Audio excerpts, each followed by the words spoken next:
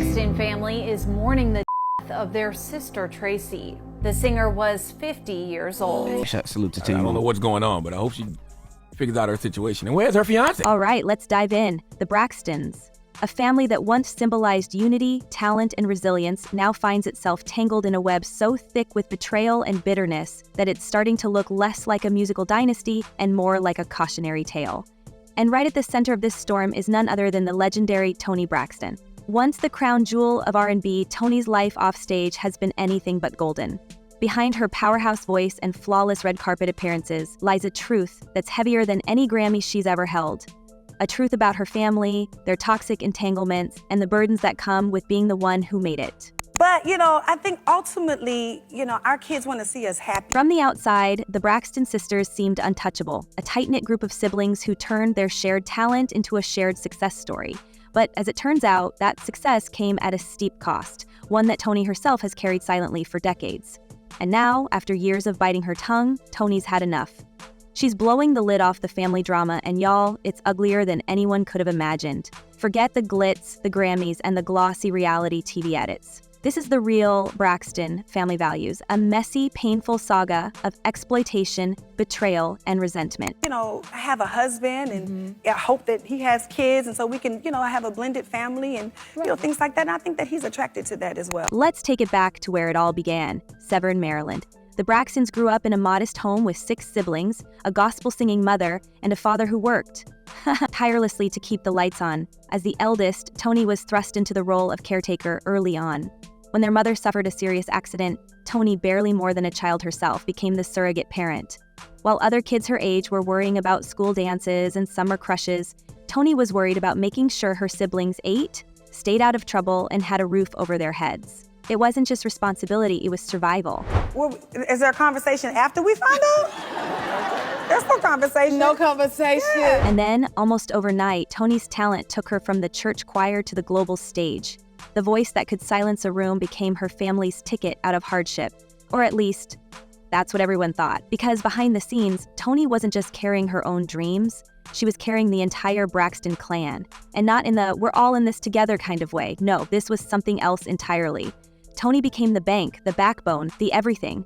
Her sisters weren't just leaning on her, they were draining her dry. Now every family has its issues, that's normal. But what makes the Braxton story so gut-wrenching is the sheer scale of the betrayal. Over the years, whispers turned into rumors, and rumors turned into receipts. Toni started speaking out about how her own sisters, her blood, had been treating her not like family, but like some sort of endless ATM.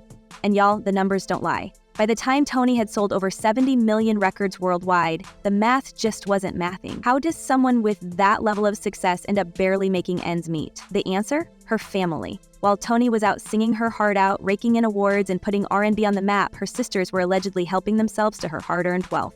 And we're not talking about a little borrowed cash here and there, we're talking about full-on exploitation.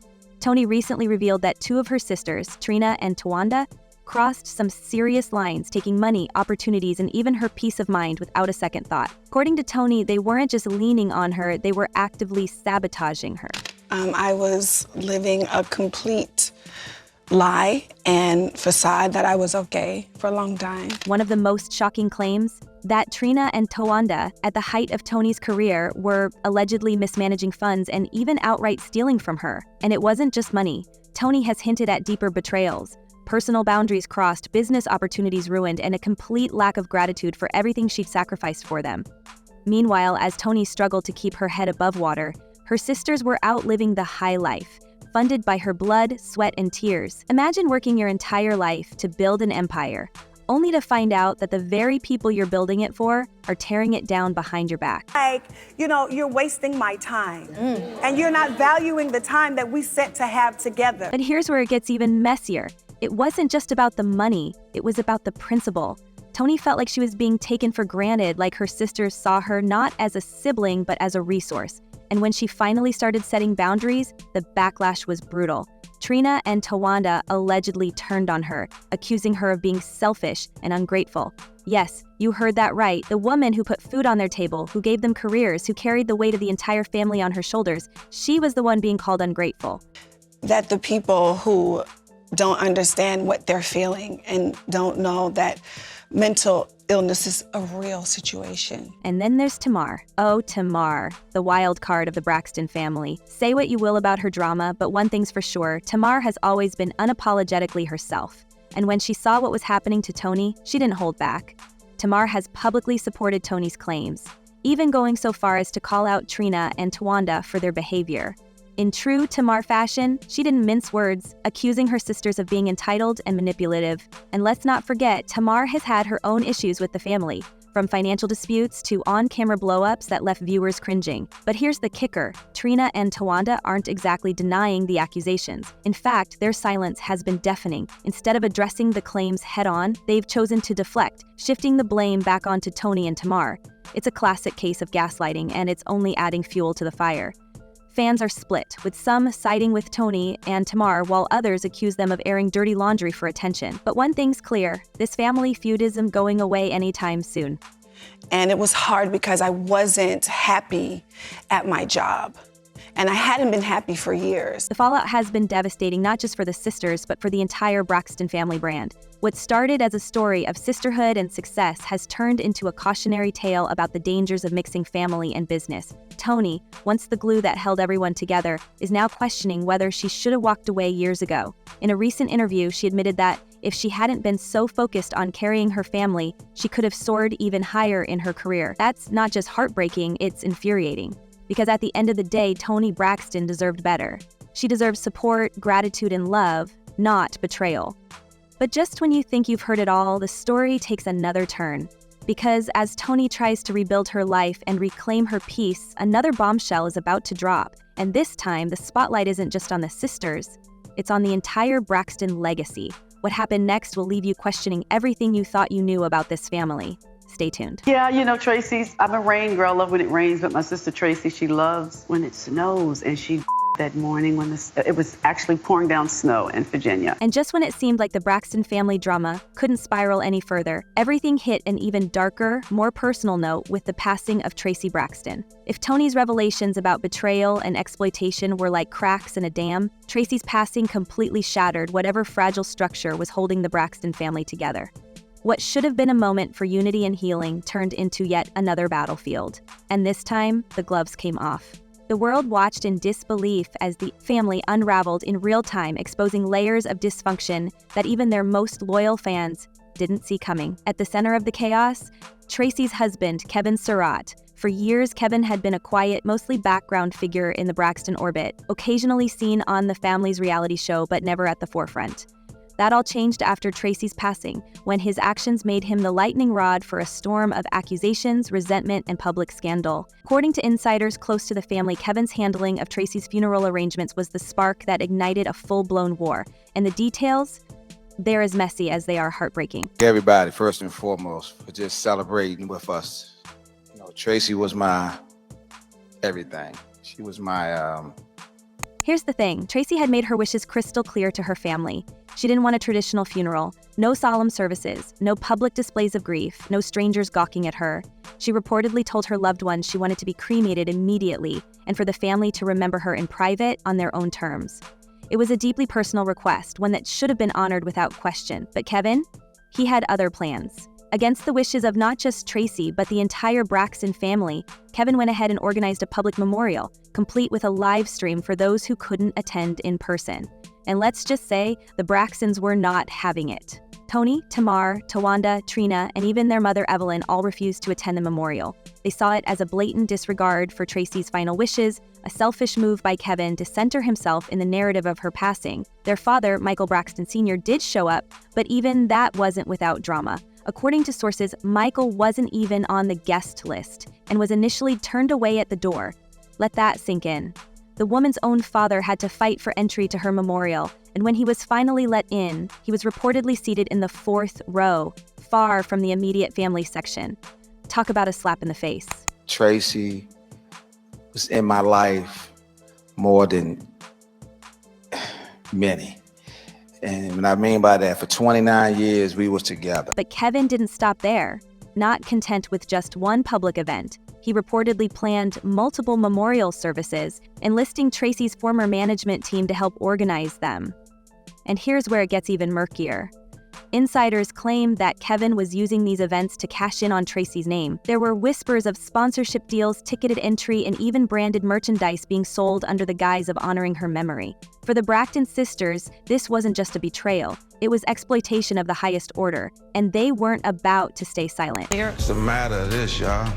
Right lights and benefits, man. You got boyfriends coming in the picture, coordinating something like this that should have happened decades ago. Tamar, never one to hold back, took to social media to vent her frustrations, cryptically referencing people using tragedy for clout. Fans immediately connected the dots, interpreting her posts as thinly veiled shots at Kevin.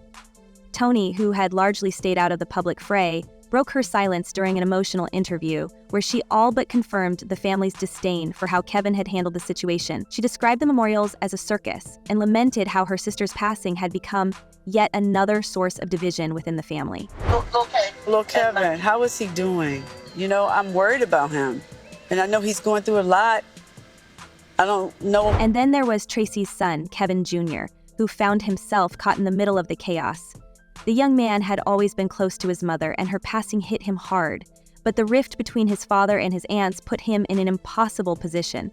On the one hand, he wanted to honor his mother's wishes and stand by his aunts. On the other hand, he felt a responsibility to support his father, who was also grieving in his own way. It was a lose-lose situation, and one that reportedly caused significant strain on his relationship with both sides of the family. But the most shocking twist? Traci's will. In a move that no one saw coming, Traci had left her son, not her husband, as the executor of her estate. This decision spoke volumes about where her trust lay in her final days. According to legal documents, Traci had gone so far as to record a video with her lawyer, explicitly outlining her wishes and confirming that she was of sound mind when she made them. This video became a key piece of evidence in the family's ongoing disputes, and its existence only fueled the tension between Kevin and the Braxtons. I can understand that no one really wants to talk to little Kevin's father because there was a pretty public rift between our side of the family and him right after Traci. Kevin, for his part, didn't take this revelation lightly. He publicly questioned the validity of the will, suggesting that Traci had been pressured into making decisions while she was vulnerable. He even hinted at taking legal action to contest it, a move that further alienated him from the Braxton sisters. To them, this wasn't just about money or assets, it was about respect.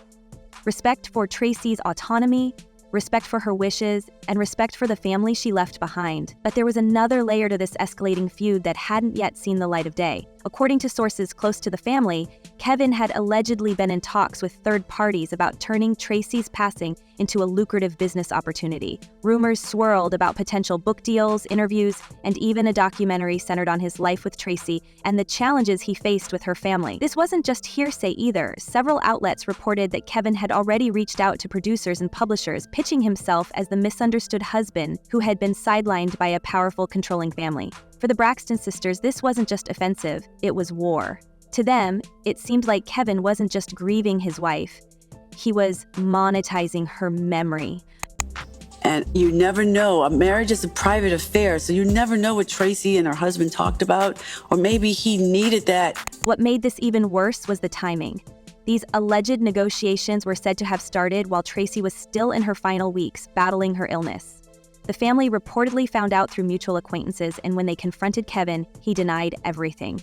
But the damage was already done. The mere idea that someone so close to Traci could be strategizing his next move while she was still fighting for her life was a betrayal they couldn't forgive. It drove an even deeper wedge between Kevin and the sisters, with one insider claiming that Tamar had completely cut off all communication with him after learning about the supposed deals. The Braxtons saw this as the ultimate insult to Traci's legacy, and they were determined to protect her name at all costs. What he wanted for himself personally over what she wanted.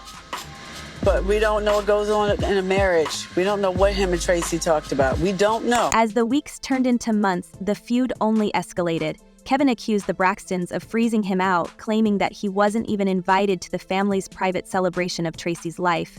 The sisters, in turn, accused Kevin of trying to rewrite history, painting himself as the grieving widower, while disregarding the pain he'd caused. It was a he-said-she-said battle that played out in the tabloids, on social media, and even on television, as the family's new reality show documented the fallout in excruciating detail. And the fans? They were divided. Some felt sympathy for Kevin, believing that he was being unfairly vilified by a family known for its infighting. Others sided with the Braxton sisters, accusing Kevin of opportunism and questioning his motives. The online discourse became a microcosm of the larger conflict, with supporters on both sides trading barbs and dissecting every new development. Toni has always tried to be the peacekeeper of the family, and it's probably because she's the oldest, but I'm in no way in the right frame of mind to meet with Traci's widower. But perhaps the most tragic aspect of all this is what it says about the Braxton family as a whole. Traci's passing should have been a moment for them to come together, to set aside their differences and honor her legacy. Instead, it became yet another chapter in their ongoing saga of dysfunction. And as the dust continues to settle, one can't help but wonder, is there any hope for reconciliation? Or has the damage gone too deep? What do you think? Was Kevin Surratt wrong to go against Traci's wishes? Or is he just another casualty of the Braxton family's toxic dynamics? And can the sisters ever find their way back to the love and unity they once had? Let us know your thoughts down below, and as always, stay tuned for the next deep dive. This story is far from over.